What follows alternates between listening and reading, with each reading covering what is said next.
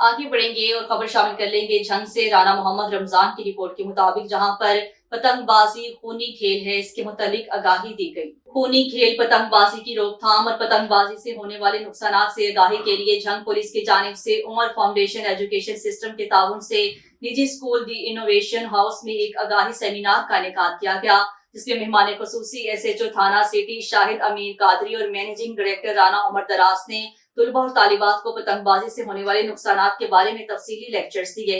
इस मौका पर SHO थाना सिटी शाहिद अमीर कादरी ने कहा है कि पतंगबाजी एक जानलेवा खेल और जुर्म है। आपकी पतंग की डोर किसी की जिंदगी की डोर काट सकती है। इस खतरनाक खेल की रोकथाम हम सब की जिम्मेदारी है। पतंगबाजी में इस्तेमाल होने वाले कातिल डोर ने अनगिनत अफराद की सांसों की डोर को मुनक़ता किया। पतंगे तैयार करने वाले, उड़ाने वाले और उनके वालिदैन फैसलाबाद के नौजवान के दिलदोज मौत से इबरत का सबक हासिल करें। पतंगों में इस्तेमाल होने वाली कातिल डोर ने न सिर्फ दर्जनों अफराद को शदीद जख्मी किया, बल्कि कई अफराद इस डोर का शिकार होकर जिंदगी से भी हार गए। वालिदैन होश के नाखून लें और उस्ताद भी अपना मौसर किरदार अदा करें।